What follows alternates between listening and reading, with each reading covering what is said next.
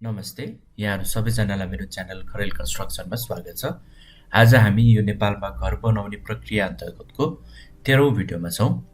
पछिल्लो भिडियोमा हामीले घरको भित्री र बाहिरी भागमा प्लास्टर गर्दाखेरि के कस्तो कुराहरू विचार पुर्याउनुपर्छ, घरमा टाइल र मार्बल कसरी राख्नुपर्छ र यो जुन हाम्रो स्क्रिडिङ एन्ड बर्निङ भनिन्छ, जस्तै साधारणतया कोरा मसिनो भनेर चिनिन्छ, त्यो कसरी गरिन्छ, त्यो गर्दाखेरि हामीले के कस्तो कुराहरू विचार पुर्याउनु पर्छ भनेर कुरा गरेका थियौँ।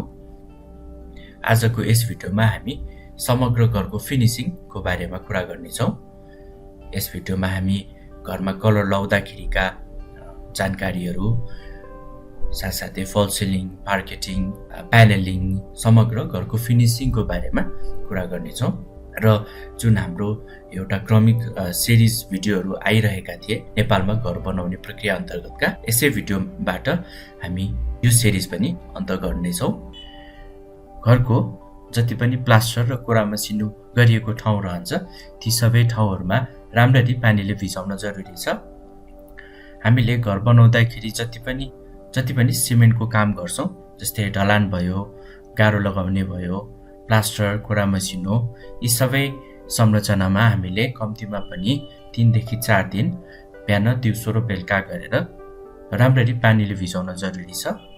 अझ राम्रो भनेको जुटको बोराहरू ल्याएर राख्न मिल्ने ठाउँमा जुटको बोराहरू राखेर अनि पानीले भिजाउँदाखेरि थप राम्रो रहन्छ। त्यस पछाडि मेरो सल्लाह भनेको यहाँहरूको घर कम्तीमा पनि 2 हप्ता त्यत्तिकै छोड्नुहोस्।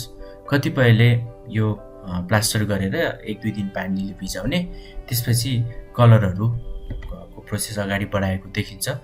यो गलत हो, किनभने हामीले जति पानीले भिजाएको संरचना रहन्छ त्यसभित्रको मोइस्चर कन्टेन्ट उडेर जान जरुरी छ। त्यसकै माथि हामीले कलरको काम गऱ्यौँ भने त्यसमा लगाइएको कलर, त्यसमा लगाइएको पुटिङ राम्ररी अडिँदैन र केही वर्षमै त्यो पत्र उर्केर हुने, फेड हुने, चर्किने त्यस्तो समस्याहरू प्राय देखिन्छ।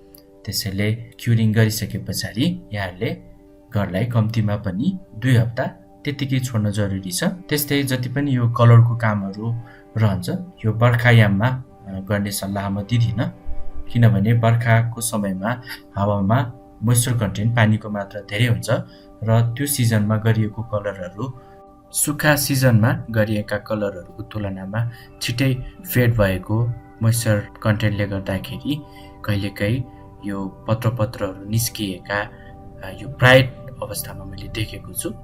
त्यसैले भरिसक्दो घरको जति पनि कलरको प्रक्रिया रहन्छ, यो चाहिँ सुक्खा सिजनमा गर्न जरुरी छ र यहाँलाई सोही गर्ने सल्लाह दिन्छु। घरलाई त्यसरी हामीले 2 हप्ता जति त्यत्तिकै राख्दाखेरि अर्को फाइदा के रहन्छ भने कतिपय अवस्थामा घर सेटलमेन्ट भइसकेको हुँदैन। जस्तै कुनै पनि संरचना सेटलमेन्ट हुने एउटा यो प्राकृतिक र प्राविधिक एउटा प्रणाली नै हो।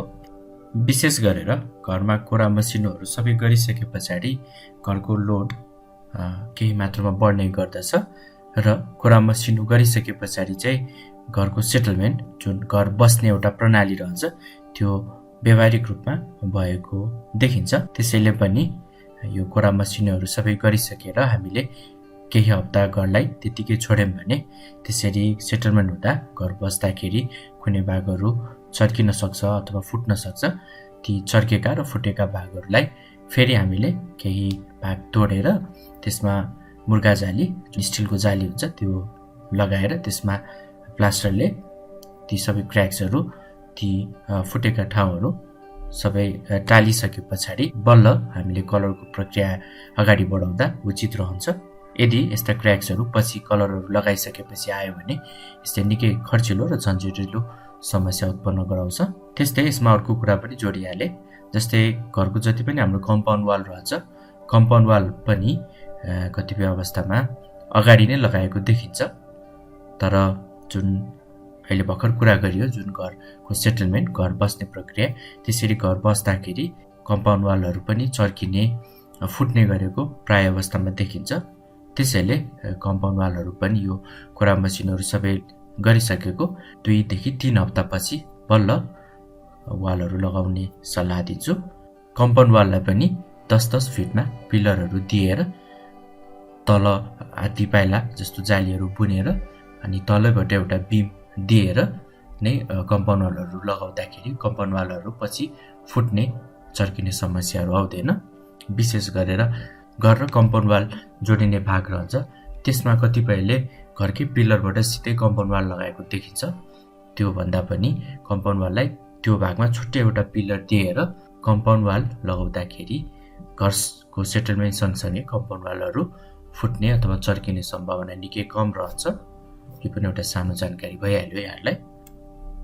त्यस्तै मैले अगाडिको भिडियोमा पनि भनेको थिएँ, जुन घरको बाहिरी भाग रहन्छ, बाहिरी भागमा यो टाइलहरू ढुङ्गाहरू राख्ने सल्लाह म भने दिदिनँ, किनभने मैले कतिपय अवस्थामा त्यस्तो एलिभेसन टाइलहरू ढुङ्गाहरू खसेर झरेको, सानो सानो भूकम्पमा पनि उकेर झरेको र झर्दाखेरि तल हिँड्ने मान्छेलाई लागेर दुर्घटना समेत भएको धेरै ठाउँमा देखेको छु। त्यसैले बाहिरी भागमा यो एलिभेसन टाइलहरू ढुङ्गाहरू राख्ने सल्लाह म दिदिनँ। यसको साटोमा अहिले विभिन्न टेक्सचर पेन्टहरू आएका छन् बजारमा। बरु यहाँहरूको बजेट फ्लेक्सिबल छ भने त्यस्तो पेन्टहरू लगाउने सल्लाह दिन्छु। घरलाई त्यसरी केही समय राखिसके पछाडिको अर्को प्रक्रिया भनेको कलरकै रहन्छ। अब कलर गर्दाखेरि पनि मैले धेरै ठाउँमा मान्छेहरूले बाहिरी भागमा पनि वाल पुटिङहरू गरेर कलर लगाएको देखिन्छ। वाल पुटिङ भनेको पनि एउटा एक प्रकारको कलर्ड सिमेन्ट नै हो। सिमेन्ट तापक्रमको थपघरसँगै खुम्चिने र तन्किने गर्दछ। जुन खुम्चिने कम्प्रेसिभ स्ट्रेन्थ भन्छौँ हामी प्राविधिक रूपमा, त्यो निकै बलियो रहन्छ, तर तन्किँदाखेरि जुन टेन्सन स्ट्रेस आउँछ त्यो निकै कमजोर रहन्छ, त्यसैले त्यो फुटिहाल्छ। विशेष गरेर घरको बाहिरी भागमा यदि यहाँले वाल पुटिङ गराउनु भयो भने सानसाना क्र्याक्सहरू प्रष्ट देखिने गर्दछन्। यहाँले पनि कतिपय घरहरूमा देख्नुभएको होला, वाल पुटिङ लगाएर बाहिरी घरको फिनिसिङ त राम्रो आउँछ, तर त्यो फिनिसिङ धेरै लामो समय टिक्दैन। त्यो 2-4 महिनादेखि केही वर्षमै फुटेर सबै यो क्र्याक्सहरू डेभलप भएर त्यसलाई फेरि रिपेन्ट गर्ने अवस्था आउँछ, जुनले प्राय ठाउँमा देखेको छु। त्यसैले घरको बाहिरी भागमा चाहिँ यो वाल पुटिङहरू गर्ने सल्लाह म दिदिनँ। त्यसको साटोमा घरको बाहिरी भागमा यहाँलाई ड्याम प्रुफ अथवा केही वाटर प्रुफिङ खालको कलरहरू लगाउने सल्लाह दिन्छु।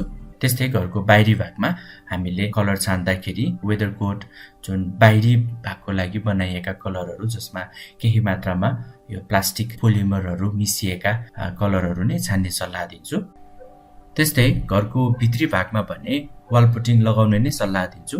वाल पुटिङ लगाएका वालहरूमा हामीले कलर गर्दाखेरि कलरको फिनिसिङ र चमक निकै सुन्दर आउँछ। त्यसैले घरको भित्री भागमा भने वाल पुटिङ नै गर्ने सल्लाह दिन्छु।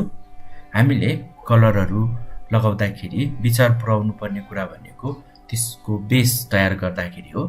बेस भन्नाले त्यसमा प्राइमर कसरी लगाइएको छ, खाक्सीको प्रयोग कसरी गरिएको छ, यी कुराहरूले नै पछि कलर कति समयसम्म टिक्ने, कलर फुलेर झर्ने समस्याहरू, ती समस्याहरू आउन पाउँदैन यदि हामीले कलरको जुन बेसलाई नै राम्ररी तरिका मिलाएर तयार गरेका छौँ भने। त्यसैले हामीले कलर लगाउँदाखेरि पहिला सुरुमा त्यसको बेस कसरी तयार गर्ने त्यसको बारेमा बुझ्न जरुरी हुन्छ। वाल पुटिङहरू छान्दाखेरि नेपाली मेड वाल पुटिङ भन्दा पनि इन्डियन वाल पुटिङहरू राम्रा छन्। वाल पुटिङ लगाउँदाखेरि हामीले कम्तीमा पनि 2 कोटको वाल पुटिङ लगाउनु पर्छ। जसरी अगाडि भित्ताहरू राम्ररी भिजेको, राम्ररी सुकेको हुनुपर्छ भन्यो। जब सबै भित्ताहरू सुकिसक्छन्, सुकिसके पछाडि त्यसमा पहिलो कोटको वाल पुटिङ हामीले लगाउने हो। वाल पुटिङहरू तयार गर्दाखेरि जति मात्रामा वाल पुटिङ लियो त्यसको 35 देखि 40% मात्र त्यसमा पानी हाल्नुपर्छ। पहिलो कोट लगाएको 24 घण्टापछि हामीले अर्को कोट लगाउने हो। भित्ताहरूमा वाल पुटिङहरू लगाइसके पछाडि त्यसलाई राम्ररी खाक्सीको प्रयोग गरेर घोट्न जरुरी हुन्छ। कलरमा सबैभन्दा महत्त्वपूर्ण र अन्तिममा फिनिसिङ आउने भनेको त्यसमा खाक्सीको प्रयोग कसरी गरिएको छ त्यसले नै निर्धारण गर्छ। पहिला केही मात्रामा खस्रो खाक्सीहरू प्रयोग गरेर वाल पुटिङ लगाएका वालहरू सबै घोट्ने गर्दछौँ। त्यसपछि केही मात्रामा त्योभन्दा कम खस्रो खाक्सीहरू प्रयोग गरेर फेरि घोट्ने गर्दछौँ र अन्तिममा फेरि अलिकति फाइन खाक्सीहरूको प्रयोग गरेर त्यसलाई हामीले फिनिसिङ दिने गर्दछौँ। जब पुटिङहरूमा खाक्सीको प्रयोग सकिन्छ त्यसपछि त्यो भित्तामा हामीले प्राइमर लगाउने हो। कतिपयले यो पुटिङ गर्नुभन्दा अगाडि नै प्राइमर लगाएर वाल पुटिङ गरेको पनि देखिन्छ। तर यो जति पनि इन्डियन ब्रान्डका वाल पुटिङहरू छन्, वाल पुटिङहरूमा पहिले नै त्यसमा प्राइमर मिसिएर आएकै हुन्छ। त्यसैले थप प्राइमर लगाएर वाल पुटिङ गर्न जरुरी छैन। वाल पुटिङमा यो खाक्सीको प्रयोग भइसके पछाडि त्यसमा भने हामीले प्राइमर लगाउन सक्छौँ। हामीले प्राइमरहरू भित्री भागमा इन्टेरियर प्राइमरहरू नै प्रयोग गर्ने हो। प्राइमर पनि हामीले 2 कोटको प्राइमर गरिसके पछाडि बल्ल त्यसको माथि कलर गर्दाखेरि कलर लामो समयसम्म टिक्ने, छिट्टै उक्किने समस्याहरू आउँदैन। अब कलरको कुरा गर्दाखेरि नेपालमा विभिन्न ब्रान्डहरू यहाँले बजारमा देख्न सक्नुहुन्छ। कलरहरू लगभग सबै एउटै क्वालिटीकै छन्। ब्रान्डमा चाहिँ म त्यति धेरै भिडियोहरूमा फोकस गर्दिनँ। यहाँले बजार बुझेर जुनै पनि ब्रान्ड लिन सक्नुहुन्छ। कलरको हकमा त्यति धेरै फरक छैन। हामीले भित्री भागमा भरिसक्दो फर्स्ट क्वालिटी पेन्टहरू हामीले प्रयोग गर्न खोज्नुपर्छ। अब कतिपय अवस्थामा बजेट फ्लेक्सिबल नहुँदाखेरि हामीले तलको सेकेन्ड ग्रेडका कलरहरू पनि प्रयोग गर्न सक्छौँ। अब यो कलर कुन ग्रेडमा जाने, फर्स्ट क्वालिटीको हाल्ने कि सेकेन्ड क्वालिटीको हाल्ने कि हाई रेन्जको कलरहरू हाल्ने, यो त सबै बजेटमै निर्धारण हुने कुरा भइहाल्यो। तर हामीले कलर गर्दाखेरि प्राइमरको माथि कम्तीमा पनि 2 कोटको कलर गर्नुपर्छ। रङको हकमा भने यहाँलाई के सजेसन दिन चाहन्छु भने घरको जति पनि भित्री भाग रहन्छ त्यसमा अँधेरो अलिकति डार्क टोनको कलरहरू नछान्दा नै राम्रो हुन्छ। घरको भित्री भागमा कलरहरू छान्दाखेरि हामीले भरिसक्दो अलिकति उज्याला र हेर्दाखेरि आँखालाई पनि असर नगर्ने खालको कलरहरू छान्दा राम्रो रहन्छ। कतिपय अवस्थामा कलरहरू छान्दाखेरि जुन हामी क्याटलगहरूमा हेरेर कलरहरू छान्छौँ, त्यो क्याटलगमा हेरेको कलर र ल्याइसकेपछिको कलरमा केही भिन्नता आएको हुनसक्छ। त्यसैले यहाँहरूले कलर ल्याउनुभन्दा अगाडि 1 देखि 2 लिटर स्याम्पलको रूपमा मगाएर कुनै भित्तामा हालेर त्यसपछि बल्ल थप कलरहरू मगाउन सक्नुहुन्छ। कतिपय कम्पनीहरूले 1-2 लिटर स्याम्पलहरू सित्तैमा दिने गरेका पनि छन्। त्यस्तै कतिपय कम्पनीहरूले घरको फोटो खिचेर घरमा कलरहरू गराएर फोटोहरू पनि दिने गरेको देखिन्छ। यी सुविधाहरू पनि अगाडि लिएर थप कलरहरू मगाउन जरुरी छ। यो पनि एउटा सानो यहाँलाई जानकारी भइहाल्यो। घरमा कलरहरू गर्दाखेरि कुन काम कतिखेर गर्ने भन्ने पनि हामीले बुझ्न जरुरी हुन्छ।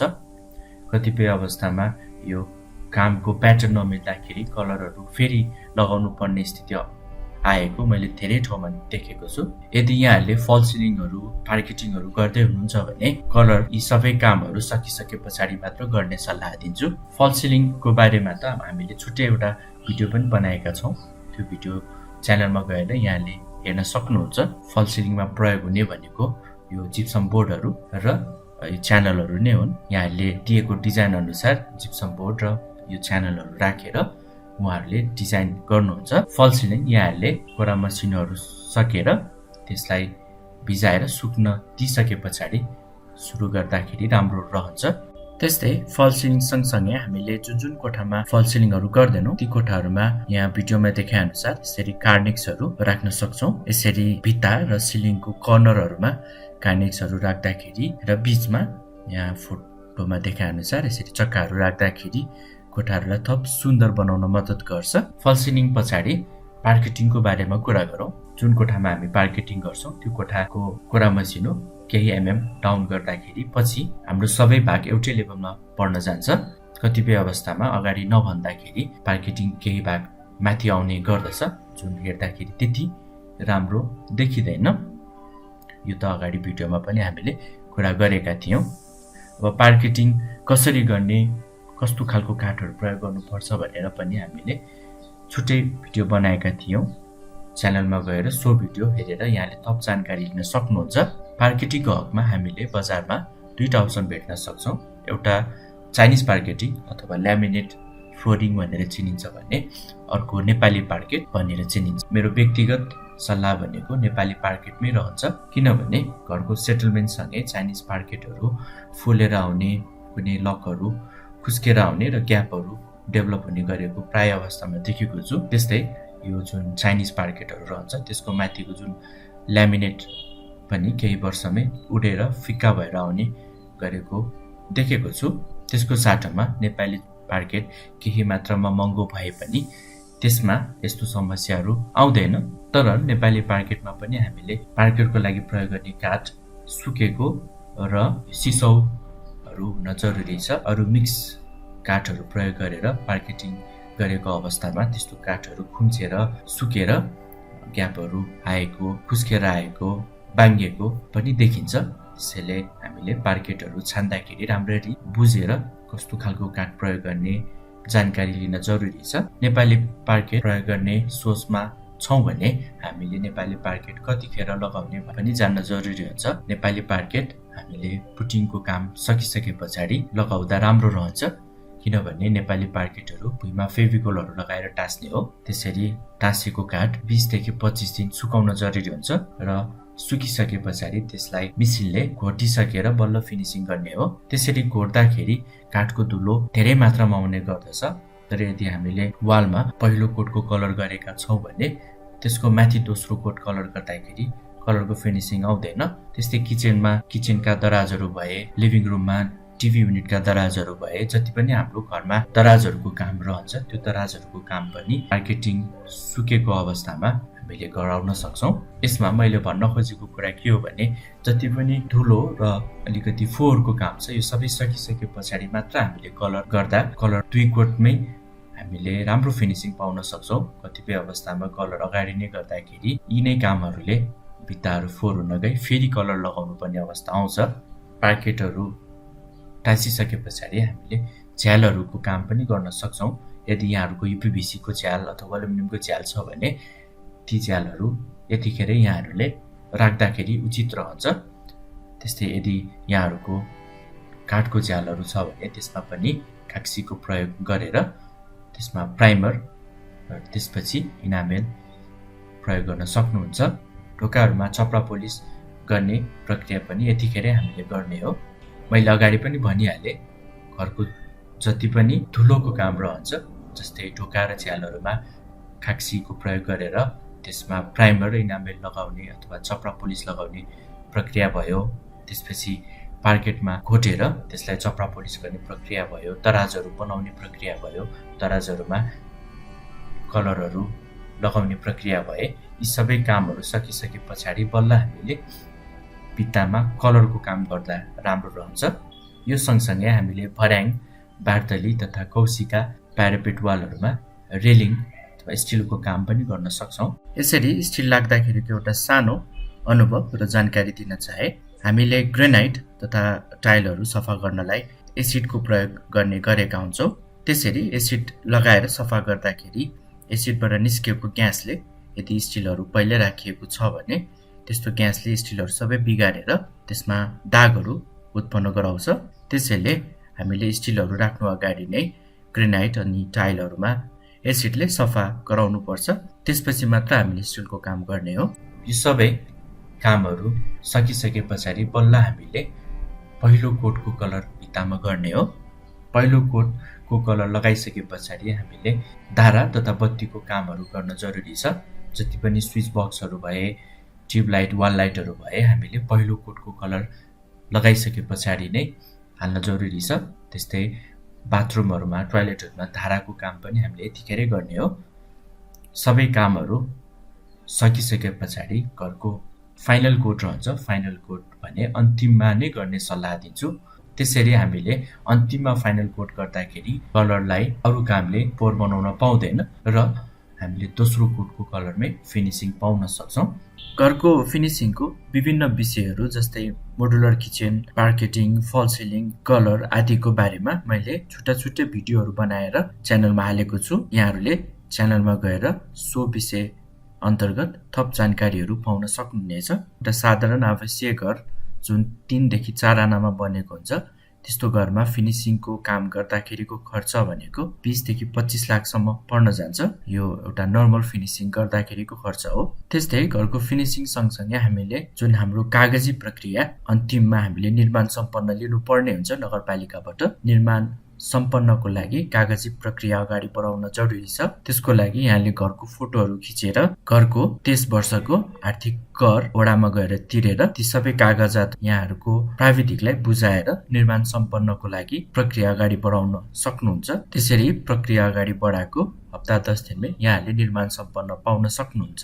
यो घर बनाउँदाखेरिका जति पनि कागजी प्रक्रियाहरू छन्, जस्तै हामीले घर बनाउन अगाडि अस्थायी इजाजत पत्र पाएका थियौं, त्यसपछि डिपिसी गरिसकेपछि स्थायी इजाजत पत्र पाएका थियौं र अन्तिममा जुन निर्माण सम्पन्न पाउँछौं त्यो सबै कागजातहरू यदि यहाँले घर नक्सा बमोजिम नियम अनुसार बनाउनु भएको छ भने सजिलै प्राप्त गर्न सक्नुहुनेछ। तर यदि ड्रइङ अनुसार नक्सा अनुसार घर छैन, केही फेरबदल छ भने कागजी प्रक्रियामा केही समस्या आउन सक्छ। र यसरी नै हामीले नेपालमा घर बनाउने जुन प्रक्रियाका श्रृङ्खलाबद्ध भिडियोहरू थिए, यसै भिडियो मार्फत त्यो सिरिज अन्त गर्दैछौँ। हामीले यस सिरिजमा पहिलो भिडियोदेखि अहिलेसम्ममा नेपालमा घर बनाउने प्रक्रिया जुन नक्सा तयारीदेखि फिनिसिङसम्मका हरेक विषयहरू समावेश गरेर भिडियोहरू बनाउँदै आइरहेका थियौं। ती भिडियोहरूमा हामीले संरचनाका विभिन्न विषयहरू र साथसाथै त्योसँग सम्बन्धित प्राविधिक र व्यावहारिक ज्ञानहरूका बारेमा चर्चा गरेका थियौं। आशा छ यस भिडियोहरूबाट यहाँहरूले घर बनाउँदाखेरि के कुराहरू हामीले विचार पुर्याउनु पर्छ, कसरी काम गर्नुपर्छ भन्ने बारेमा धेरै कुरा सिक्नुभयो होला। यस च्यानललाई यहाँहरूले लाइक, सब्स्क्राइब र शेयर गरेर साथ दिनुहोला। आगामी दिनहरूमा पनि मैले विशेष गरेर घरको संरचनाका विभिन्न विषयहरूसँग आबद्ध भएर भिडियोहरू बनाउने नै छु। यस भिडियोमा यति नै गरौँ। धन्यवाद।